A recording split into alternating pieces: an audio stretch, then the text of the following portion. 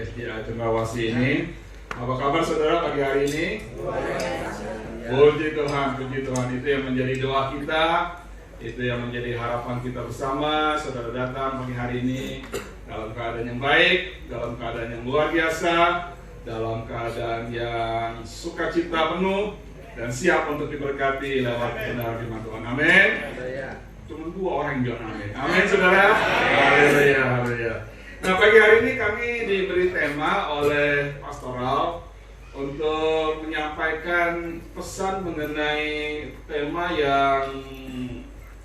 yang tidak biasa saudara, yaitu judulnya yaitu sukacita dalam penderitaan. Sama-sama kita katakan sukacita dalam penderitaan. Sukacita dalam penderitaan. Ya. Ini satu tema yang seringkali saudara dihindari oleh banyak pengkhotbah saudara.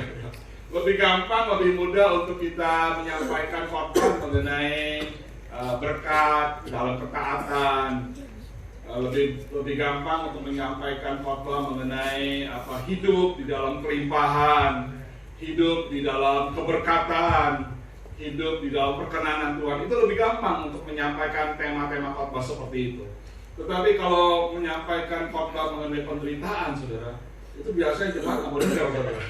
Karena ini hal-hal yang seringkali membuat orang jadi tertekan gitu ya.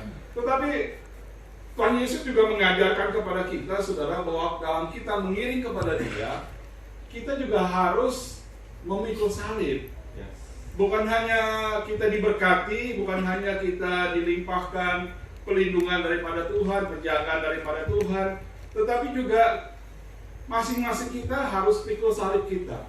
Masing-masing kita harus menyangkal diri kita, saudara, untuk mengikut Kristus. Jadi sebagai murid Kristus, sebagai anak-anak Tuhan, kita tidak hanya ada janji Tuhan supaya kita bisa hidup diberkati Tuhan saja, tetapi juga Tuhan minta kita juga pikul salib kita. Salib yang saya pikul berbeda dengan salib yang saudara pikul. Kita masing-masing punya salibnya sendiri. Amin. Nah, mari kita lihat lebih dahulu firman Tuhan yang menjadi dasar kita pada pagi hari ini. Boleh diklik? Ya, oke. Baik. Ada di dalam Lukas pasal 9 ayat 23. Lukas pasal 9 ayat 23. Sama-sama kita baca ayatnya. 1, 2, 3. Katanya kepada mereka semua, setiap orang yang mau hidup aku, ia harus menyangkal dirinya, memikul salibnya setiap hari dan mengikut aku. Ya. Jadi saudara, dikatakan di setiap orang yang mau menjadi murid Kristus, mengikut Kristus, dia harus apa? Menyangkal diri. Dia harus menyangkal diri dan memikul salibnya setiap hari. Menyangkal diri itu seperti apa sih, Pak? Pak, tahu nggak, Pak? Menyangkal diri itu seperti apa? Kita seringkali dengar firman Tuhan katakan menyangkal diri, menyangkal diri, menyangkal diri. Saudara, menyangkal diri ini itu artinya bahwa kita harus meninggalkan sifat-sifat kita yang lama, saudara.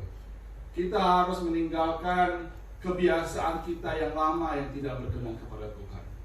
Ada orang yang berkata begini, Pak, saya sih orang ini nggak bisa dirubah, Pak. Keturunan saya udah seperti itu, katanya. Sejak engkong, encing, babe, nyak saya udah begitu sifatnya gitu. Jadi kalau saya ngomong itu ngomongnya seperti kayak mau marah-marah gitu. Jadi saya nggak bisa dirubah, sifat saya udah begitu, Pastor.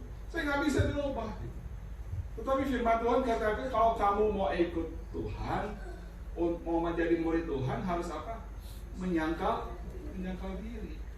Artinya apa? Harus berubah. Nggak gampang memang, menyangkal diri itu nggak gampang. Apalagi ditambahkan dengan kata-kata memikul salib, saudara. Waduh, kalau kita bicara memikul salib adalah hal-hal yang seringkali membuat kita menjadi tertekan gitu, saudara. Tapi itulah yang Tuhan minta sama kita. Lukas pasal 14 ayat 27 dikatakan barang siapa tidak memikul salibnya dan mengikut aku, ia tidak dapat menjadi murid Tuhan. Kita nggak akan bisa menjadi pengikut Kristus. Kita nggak akan bisa menjadi orang-orang yang berada di dalam kasih karunia Tuhan kalau kita nggak memikul salib, saudara. Ya. Nah, jadi kita harus tahu bahwa dalam mengiring kepada Tuhan, saudara, jelas bahwa kita bukan hanya mengharapkan kita hidup dalam keberkatan Tuhan, tetapi ada sisi-sisi yang lain di mana kita harus memikul salib dan menyangkal diri, saudara. Ketika godaan datang, ya, ketika cobaan datang, bisa nggak Pak menyangkal diri? Nah, saya mau tanya sama ibu-ibu nih. Ibu-ibu kan pernah seringkali pergi ke mall kan? Ya. Kalau pergi ke mall, kemudian biasanya kalau ada masuk ke buat satu toko, kemudian toko itu tulisannya depannya saleh. Tergoda nggak? Tergoda nggak tulisan saleh itu? Apalagi lihat ada tas yang bagus gitu. Saya heran ya, kenapa kalau kaum wanita itu seringkali suka lihat tas gitu ya. Kalau kita mah kaum pria ya Pak, nggak begitu ya kan. Tapi kalau wanita tuh mau lihat tas gitu, seringkali matanya bling-bling gitu ya. Dan kalau masuk harus beli. Soalnya ini godaan loh. Ini kita bukan hanya kita bicara mengenai menyangkal diri dalam hal penderitaan saja, tetapi juga dalam hal-hal seperti itu, saudara. Apakah kita bisa menyangkal diri kita? Ya, kalau misalkan sekali-sekali oke lah Pak. Kalau ada berkat Tuhan bolehlah kita beli ya, kita beli buat istri kita beli buat anak kita. Tapi kalau misalkan setiap minggu kalau pergi ke mall mau masuk toko itu terus, saudara, mau beli barang itu berarti bukan menyangkal diri gitu ya. Jadi ada hal-hal yang perlu kita tahan di dalam hidup kita, dan kita harus mengerti bahwa tidak boleh kita selalu mengikuti hawa nafsu kita. Amin. Amin, saudara. Saya mengerti, katakan amin. Amin. Haleluya. Jadi, saudara, menyangkal diri itu adalah hal-hal yang seringkali bukan hanya dalam hal-hal yang dalam kelimpahan saja, tetapi juga di dalam hal penderitaan. Nah, jadi dalam hal apa saja lagi yang kita harus menyangkal? Dalam bentuk rupa-rupa kecemaran dunia ini. Apakah kita bisa berkata bahwa namun aku hidup bukan aku sendiri yang hidup, tapi Kristus yang hidup dalam aku. Amin. Katakan sama-sama. Namun aku hidup bukan aku sendiri yang hidup, tetapi Kristus yang hidup dalam aku. Haleluya. Galatia 2 ayat 20 ya. Jadi saudara, kebahagiaan dan penderitaan itu sama seperti sebuah mata uang logam. Saudara tahu mata uang logam? Ya. Mata uang logam itu sisi yang satu sama sisi yang lain gambarnya selalu berbeda. Ada nggak mata uang yang gambarnya sama? Nggak laku, saudara.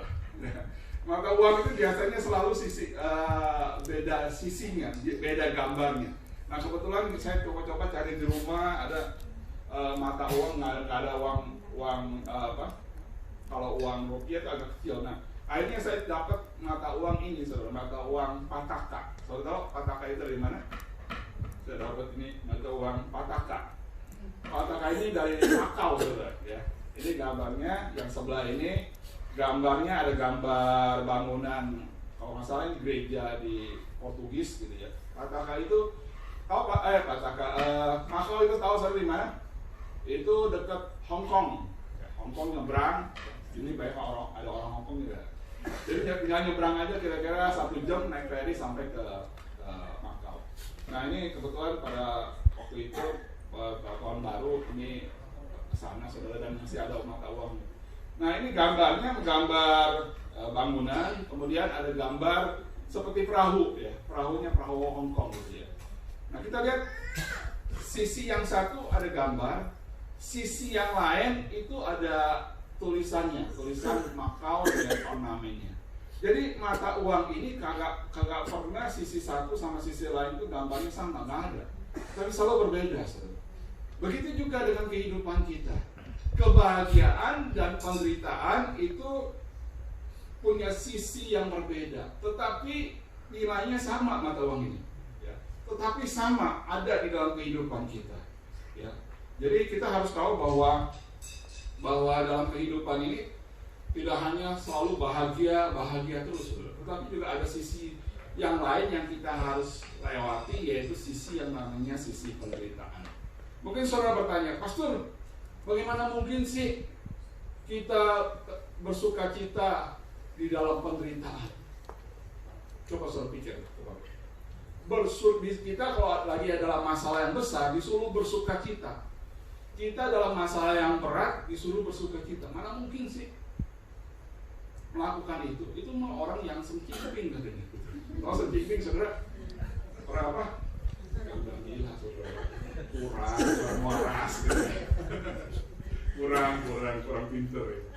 Ya, jadi nggak mungkin lah bahwa masa kita dalam tekanan atau saudara dalam sakit penyakit atau dalam ICU lagi ngirup disuruh bersuka cita saudara. Itu yang firman Tuhan tadi katakan.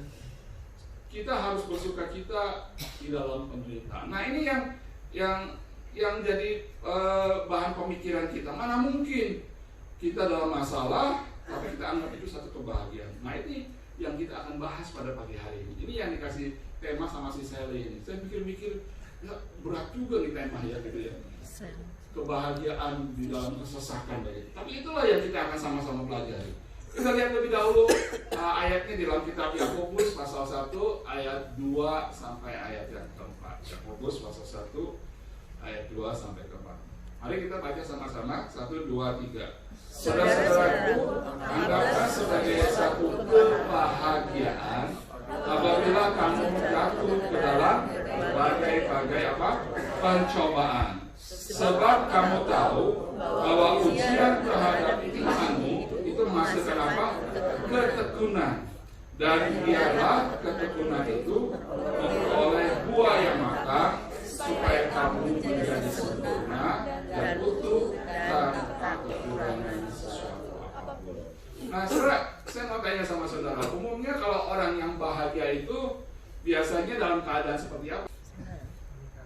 Ya? Apa? Menikah, yang kayak mau married, sebentar lagi mau married. Oh, orang bisa bahagia saudara. Sebentar lagi dapat anak, Sebentar lagi sampai siapa yang udah opa-oma di sini?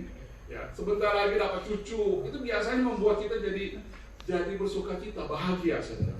Ya, apalagi ya, kebahagiaan itu biasanya dalam kondisi seperti apa kita mendapatkan kebahagiaan itu? Kalau kita naik jabatan, dapat promosi di kantor, dapat promosi di perusahaan, tiba-tiba nggak ada angin, nggak ada hujan, bos kita panggil kita, Kiong, lo kesini Kiong, nanti minggu depan mau naikin gaji lu ya. Wah, itu bisa bikin orang pelayan ke udara. Tiba-tiba nggak ada angin, nggak ada hujan, dipanggil suruh naikin gaji. Itu bisa membuat orang bahagia. Apalagi saudara, apalagi yang membuat kita bahagia biasanya? Kalau misalkan kita lagi buka usaha baru, jualannya laku, ya. Ada tuh kemarin saya pergi ke Kelapa Gading tuh, makan bubur saudara. Bubur di pinggir jalan saudara. Namanya bubur BCA gitu. Emang bukan cuma sore hari. Jadi antri orang kalau mau beli makanan, beli bubur itu sore-sore ngantri saudara. Tapi memang kata orang sih enak buburnya. Tapi saya pikir biasa aja sih saudara. Ngantri saudara. Wah, harus ngantri lama begitu untuk dapatkan makan bubur aja harus ngantri lama. Ya, dapat cuan banyak gitu. Buat orang itu bisa menjadi orang bahagia. Itu bisa membuat orang menjadi bersuka cita untuk hal itu. Ya.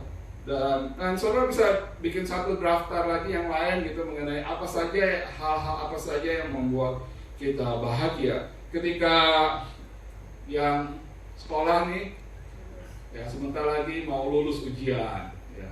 Sebentar lagi di wisuda, itu bisa membuat orang bahagia, gitu. Bisa membuat orang wah senang sekali gitu, ya. Karena itu satu puncak-puncak dalam kehidupan yang bisa dicapai, yang bisa diraih, ya. Nah tadi dikatakan saudara-saudara anggaplah satu kebahagiaan apabila kamu jatuh ke dalam berbagai pencobaan.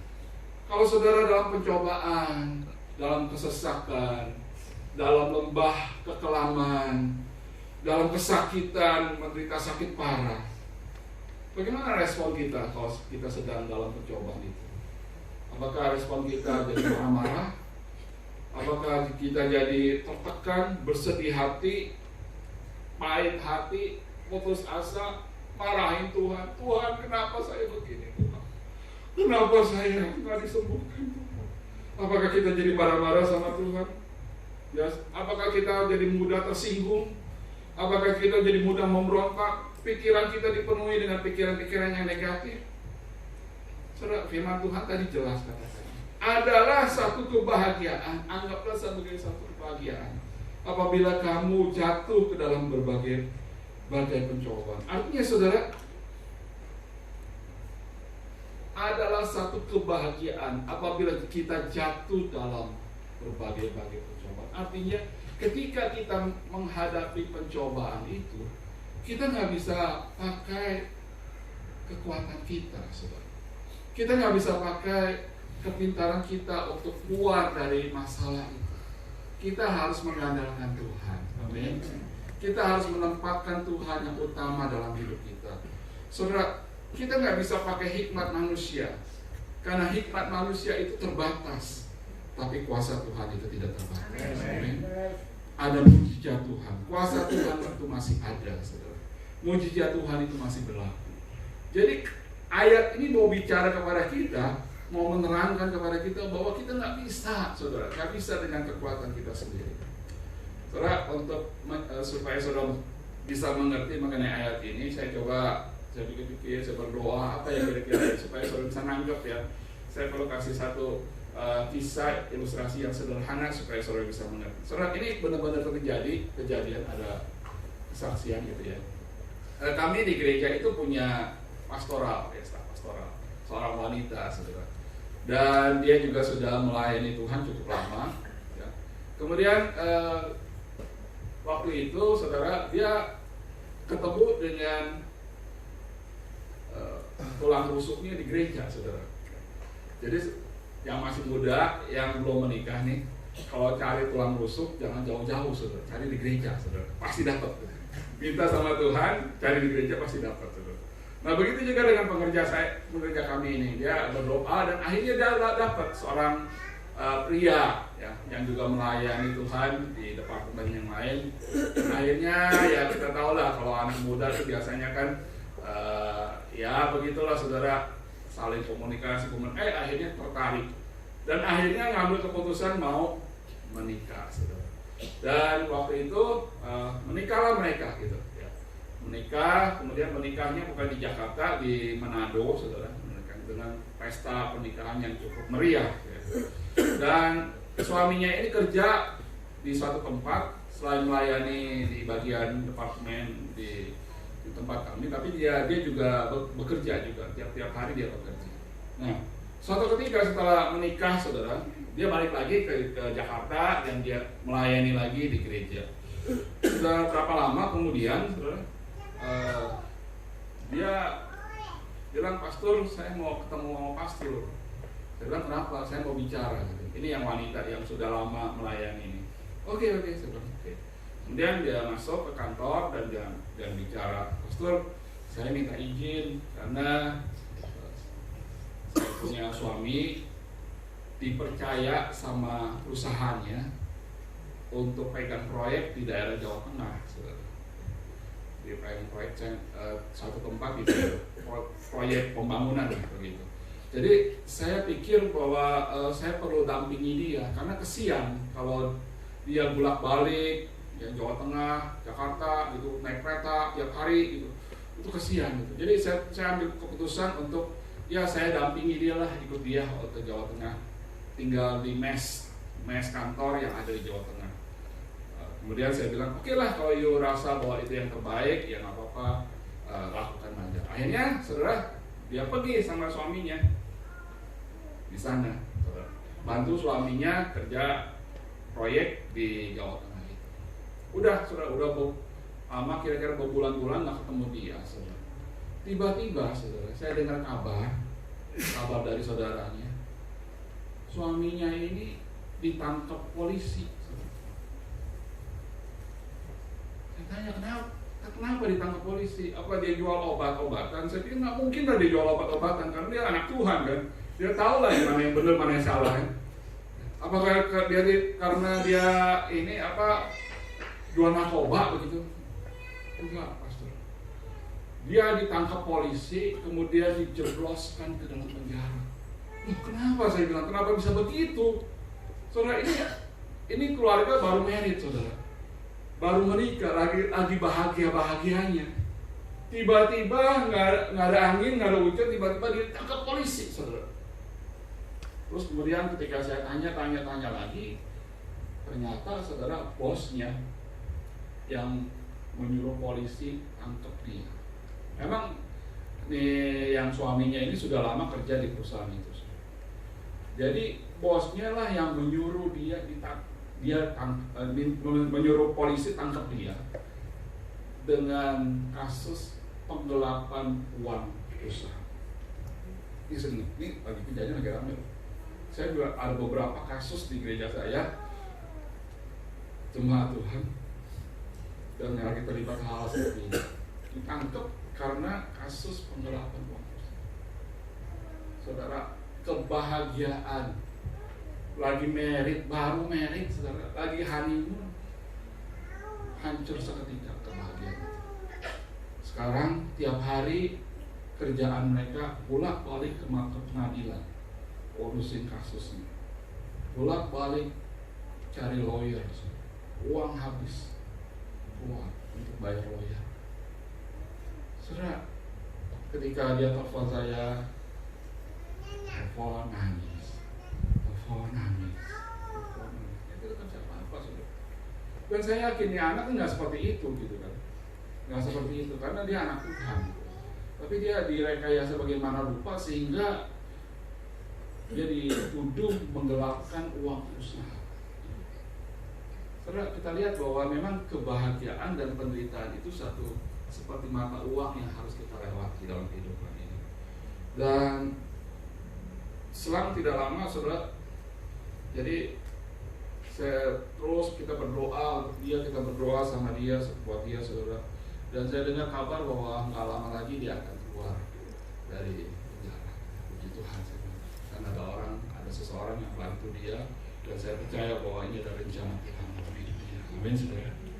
Saudara, dimanapun itu, saudara, saya nggak tahu apa yang jadi masalah saudara pagi hari ini, apa yang menjadi persoalan saudara. Tapi ingatlah bahwa semuanya rencana Tuhan itu terjadi dalam hidup kita untuk mendatangkan kebaikan buat kita. Okay? Untuk mendatangkan kebaikan buat kita. Haleluya. Jadi anggaplah satu kebahagiaan kalau kita jatuh ke dalam berbagai-bagai pencobaan. Saudara, ini sesuatu hal yang nggak gampang. Kalau menurut keinginan daging kita, itu nggak mungkin. Kalau menurut pikiran kita, analisa otak kita, mana mungkin gitu. Orang yang gemblung aja dalam masalah yang besar, dalam masalah yang berat, itu anggap itu sebagai satu kebahagiaan. Itu teori dari mana, saudara? Nggak mungkin bisa masuk dalam akal budi kita. Saudara, inilah kalau kita pakai cara kita manusia, ya, kita terbatas, saudara. Kita anggap itu sebagai satu kebodohan. Tapi saudara, kalau kita sebagai orang-orang yang percaya, anak-anak Kristus, kita percaya bahwa tidak ada satu hal yang mustahil di hadapan Tuhan. Ya, tidak ada sesuatu hal yang tidak mungkin di hadapan Tuhan. Tuhan itu punya 1001 macam cara untuk bisa menolong kita. Amin. Tuhan itu punya 1001 macam cara untuk bisa membukakan jalan buat kita. Jadi kita harus pahami ayat ini dalam konteks seperti itu, ya saudara. Nah, kita akan lanjutkan, saudara. Kenapa pencobaan itu datang dalam kehidupan kita? Ini ada gambar, saudara, ya, supaya kita bisa memperjelas lagi. Saudara, kita mempunyai rencana. Ya. Rencana kita rencana yang bagus. Saudara mau buka usaha, saudara mau buka jualan bakmi di pinggir jalan, saudara mau buka gado-gado, itu semuanya bagus, saudara. Ya. Rencananya bagus begitu. Tapi seringkali rencana Tuhan itu tidak sama. Ya. Ketika kita menjalani itu, kita harus masuk ke dalam lembah yang banyak batu-batunya. Kita harus lewati tangga yang terjal. Ya. Malahan kita harus nyemplung ke sungai, saudara. Wah, harus berenang di situ, harus kayak kapal di situ, harus usaha mati-matian untuk kita bisa keluar dari masalah itu. Ya, seringkali apa yang jadi rencana kita beda dengan rencana Tuhan. Tapi tetaplah firman Tuhan tadi katakan apa? Berkebun. bertekun sampai akhir, supaya saudara bisa mendapatkan buah yang matang dan kesempurnaan itu, ya, bertekun sampai akhir. Nah, artinya jadi kenapa pencobaan itu datang dalam kehidupan orang percaya? Saudara, pencobaan yang hadir, yang datang dalam kehidupan itu sebenarnya, saudara, poin yang pertama kita belajar itu untuk mengukur kadar iman kita, gitu, saudara. Untuk mengukur iman kita, bagaimana kesungguhan kita dalam mengiring kepada Tuhan. Yakobus pasal 1 ayat 3 dikatakan bahwa sebab kamu tahu bahwa ujian terhadap imanmu itu menghasilkan ketekunan, dan ketekunan itu menghasilkan buah yang matang dan yang sempurna. Jadi ketika kita diuji, saudara, ketika kita ditempa, kita akan menjadi pengikut-pengikut Kristus yang tangguh. Amin. Katakan kiri kanan saudara, kamu akan menjadi pengikut Kristus yang tangguh. Haleluya, haleluya. Nah, saudara, kita tahu bahwa kisah mengenai Ayub, ya, ini kalau kita mau pemberitaan pasti udah nggak jauh dari Ayub, saudara. Kita tahu bagaimana Ayub ini seorang yang diberkati Tuhan. Ayub ini anak Tuhan yang setia. Ayub ini anak Tuhan yang sangat setia sama Tuhan dan sangat mengandalkan Tuhan dalam hidupnya. Suatu kali iblis datang kepada Tuhan dan mengatakan, Tuhan, ya Ayub kan karena kamu lindungi terus, kamu proteksi terus, coba sekali-sekali kita coba dia, katanya. Ya, kasih kesempatan sama saya untuk bisa coba dia. Akhirnya kita tahu kisahnya bagaimana Ayub itu dicobai oleh si iblis. Dia kehilangan 10 orang anaknya dalam 1 jam, saudara. Tiba-tiba ketika anaknya ada dalam rumah sedang mengadakan pesta perjamuan, gitu ya. Tiba-tiba itu rumahnya runtuh dan 10 orang anaknya mati seketika. Kemudian belum lagi kabar itu, baru datang kabar itu. Tiba-tiba datang lagi kabar yang lain dari hamba-hambanya. Tuan, kambing domba, sapi, Tuhan, tiba-tiba ada api turun dari langit, bakar habis semua kambing domba. Belum lagi itu, saudara, tiba-tiba Ayub langsung ditimpa oleh penyakit yang aneh, saudara. Nggak tahu ini aneh, penyakit ini sepertinya seringkali kayak sekarang ini yang penyakit corona itu bukan mobil, ya, saudara. Sedang lagi konflik 19 gitu yang sedang melanda seluruh dunia. Ini sebenarnya suatu penggenapan sebenarnya, saudara. Ya, kita nggak kasih tahu. Jadi sama seperti Ayub menderita penyakit bara di seluruh tubuhnya. Saudara bisa bayangkan bisul-bisul di seluruh tubuhnya. Sampai istrinya katakan, ayo lu tinggalin Tuhan aja deh. Lu punya Tuhannya kayak begini mah bawa Tuhan lah, gitu. Tinggalin Tuhan aja lah. Karena lu lihat sendiri bahwa Tuhan itu gak akan nolong kamu, gitu ya. Terus Ayub berkata, apakah kita hanya mau terima yang baik saja daripada Tuhan, tidak mau terima hal yang tidak baik? Jadi Ayub itu punya iman yang kuat. Tidak ada satu kata pun keluar dari mulutnya yang bersungut-sungut kepada Tuhan. Tidak ada satu kata pun yang keluar dari mulutnya yang marah-marah sama Tuhan. Dan Ayub diuji imannya secara luar biasa. Ketika diuji, saudara, Ayub 23 ayat 10 katakan, sebab ia tahu jalan hidupku, seandainya ia memuji aku akan timbul seperti apa? Aku akan timbul seperti apa? Seperti emas. Aku akan timbul seperti emas. Ayub. Sebenarnya di balik pencobaan-pencobaan yang dialami Ayub, ada maksud Tuhan, ada rencana Tuhan yang tidak bisa dipungkiri. Tuhan mau menunjukkan bahwa Ayub ini adalah hambanya yang setia. Tuhan mau menunjukkan kepada kita bahwa Ayub ini adalah orang-orang yang bisa diandalkan. Masalah apa yang saudara alami hari ini?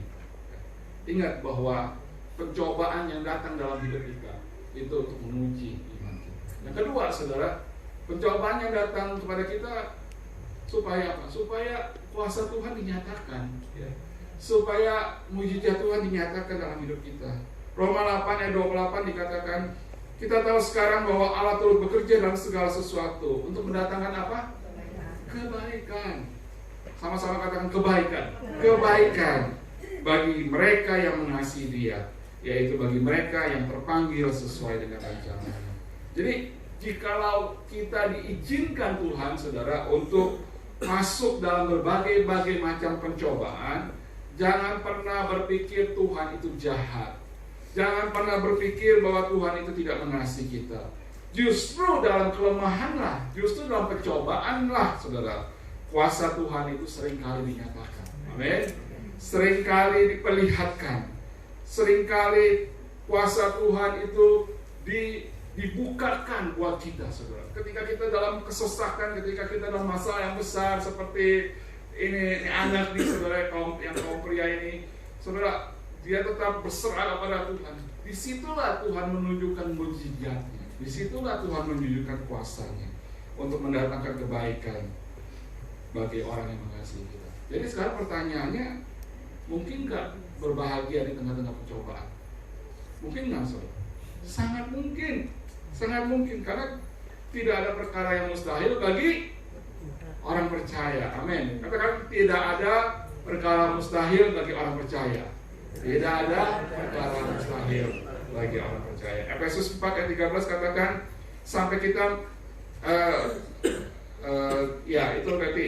Jadi tidak ada yang mustahil buat kita. Jadi hal yang ketiga, saudara, kenapa pencobaan itu datang dalam hidup kita? Supaya kita mempunyai kedewasaan rohani. Supaya kita punya kematangan di dalam kehidupan spiritual. Efesus 4 ayat 13 katakan, sampai kita semua telah mencapai kesatuan iman dan pengetahuan yang benar tentang anak Allah, kedewasaan penuh dan tingkat pertumbuhan yang sesuai dengan kepenuhan Kristus. Jadi tujuan Allah mengizinkan pencobaan itu datang dalam hidup kita untuk kita bisa mengalami pendewasaan rohani. Katakan pendewasaan rohani. Ya. Agar kita mengalami hidup, mempunyai pengalaman pribadi dengan Tuhan, saudara. Saudara, apakah saudara hari ini dan dalam kehidupanmu, saudara pernah mempunyai pengalaman pribadi dengan Tuhan? Belum. Ya itu kan masuk dalam pencobaan, saudara. Kalau saudara mau ngalamin pengalaman pribadi dengan Tuhan, masuk dalam pencobaan. Dan saya percaya kita semua satu saat kita akan ada satu dalam pencobaan itu, saudara. Ingat, ketika pencobaan itu datang, itu membuat rohani kita semakin dewasa. Ya. Setiap minggu kita datang ke gereja, bagus, saudara. Setiap minggu kita memuji Tuhan, menyembah Tuhan, bagus. Tetapi yang menentukan apakah kita semakin dewasa atau tidak, bukan di sini, saudara. Saudara di sini kelihatannya baik-baik semua, gitu ya. Kita bisa dengar firman Tuhan dengan baik, dengan ruangan ibadah yang begini indah. Bukan kematangan rohani, kedewasaan rohani bukan didapat di dalam gereja ini, tapi di mana? Outside, saudara, di luar. Ketika saudara sedang jualan di pasar, ketika saudara sedang kerja di kantor, ketika saudara sedang ketemu dengan banyak orang, ketika saudara dalam tekanan dalam kehidupan, ketika kamu sedang sekolah, ya, disitulah kedewasaan rohani itu terlihat.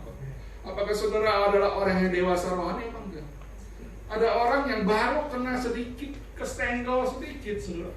Ampunnya, wah, luar biasa. Cuma sedikit aja, ada ngomongannya sedikit aja. Wah, saudara, itu mainnya ubun-ubun mainnya, saudara. Nggak ada pengendalian diri. Wah, kayak pesta gitu, saudara. Marah-marah, banting pintu, dan lain sebagainya. Saudara, orang kedewasaan rohani itu terjadi kalau kita bisa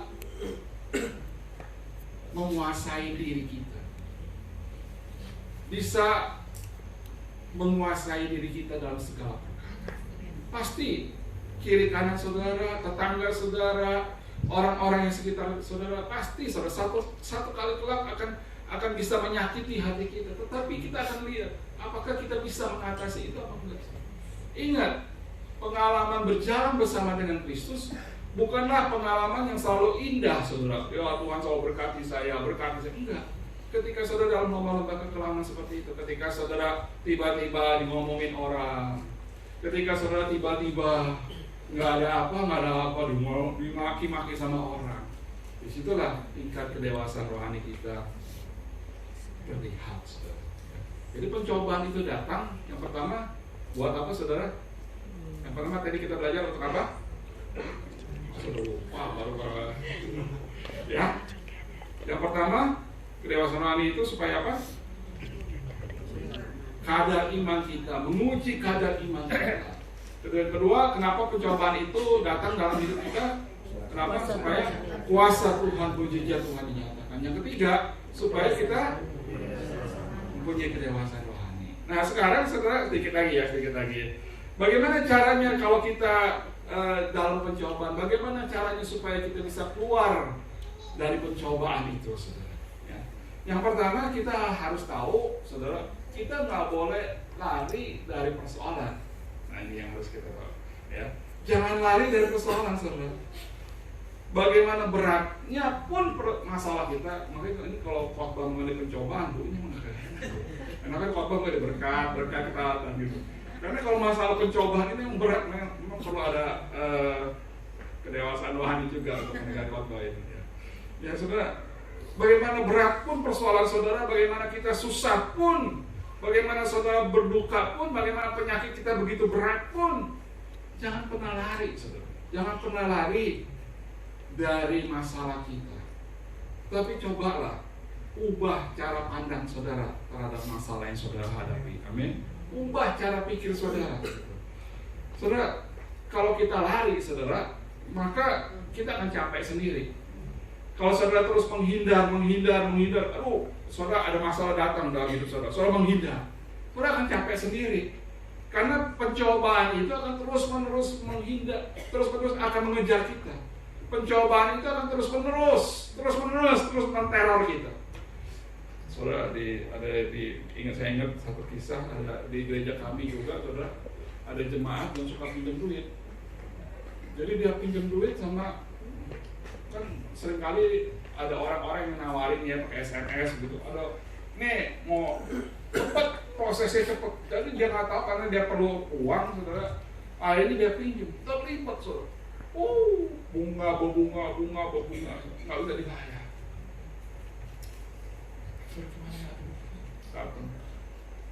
Ya kita kasih jalan keluar, udahlah begini deh. Pokoknya kalau kamu udah ada seperti itu, sekarang mau nggak mau kamu nggak boleh lari dari persoalan. Kamu harus lunasi apa yang menjadi hutang. Tapi saya nggak punya uang. Ya cobalah usaha gitu, gimana gitu kan? Kamu kan masih bekerja kan? Cobalah kreativitasnya timbul. Dan ubah cara pikir kamu. Jangan terintimidasi dengan hal-hal lain. Jangan hanya terintimidasi dengan hal lain. Coba pikirkan, minta hikmat Tuhan supaya kamu bisa ini. Akhirnya ya jualan gitu ya. Jualan bakmi gitu ya. Jadi jualan bakmi untung, dia bisa bayar lagi gitu. Dia punya utang. Jadi saudara, ketika kita ada dalam persoalan, jangan lari saudara. Jangan lari, karena kalau saudara lari, kita akan letih sendiri, kita akan capek sendiri ya. Tapi kita harus ubah cara pandang kita, ubah point of view kita dalam menghadapi pencobaan itu. Maka kita akan bisa melihat bahwa pencobaan itu adalah peluang kita untuk kita naik lebih tinggi lagi. Amin saudara. Pencobaan yang kita alami itu peluang kita untuk kita bisa naik lebih tinggi. Kalau nggak ada pencobaan, kita nggak akan naik-naik saudara. Saya percaya gereja ini bisa seperti ini saudara, karena ada hal-hal yang membuat kita di sini bisa bergerak maju dan melihat ada peluang untuk kita bisa mengembangkan pelayanan di tempat ini.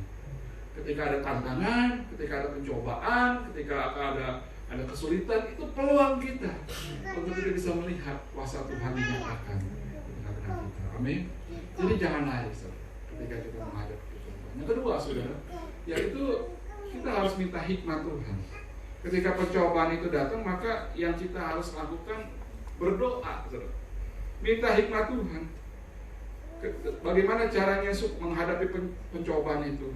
Supaya jangan kita mengandalkan kekuatan pikiran kita. Banyak orang yang dalam masalah yang besar, problem yang besar, aduh, gimana ya Pak?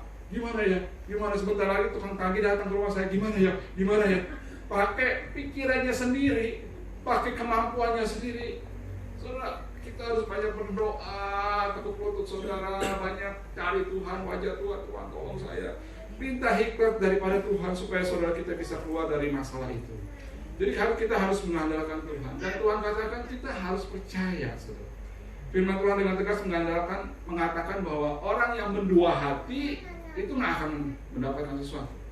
Jadi ketika saudara berdoa, saudara harus yakin bahwa Tuhan berkati saudara. Saudara harus yakin bahwa Tuhan bukakan jalan buat saudara. Ya, karena orang yang berdua hati itu tidak akan mendapatkan pertolongan Tuhan. Ya. Jadi ingat, ketika kita berdoa, kita harus yakin Tuhan akan tolong saya. Tuhan akan bukakan jalan. Ora et labora, bukan hanya berdoa aja, tapi harus berusaha juga. Kita harus lakukan apa yang menjadi bagian kita. Seringkali saudara, tekanan-tekanan itu, pencobaan itu membuat kita menjadi orang-orang yang kreatif, saudara. Ketika kita ditekan gitu ya, pasti akan ada kreativitas yang keluar dari hidup saudara. So, saya harus lakukan ini nih, saya akan harus usaha ini, ya. Dan itu membuat saudara menjadi orang-orang yang semakin berhasil dalam hidup. Jadikanlah pencobaan itu satu peluang untuk melihat pimpinan Tuhan yang lebih besar dalam hidup saudara. Amin. Kiranya Tuhan tolong kita pada pagi hari ini untuk kita bisa mengerti akan maksud Tuhan, rencana Tuhan di dalam hidup. Amin. Mari kita berdoa.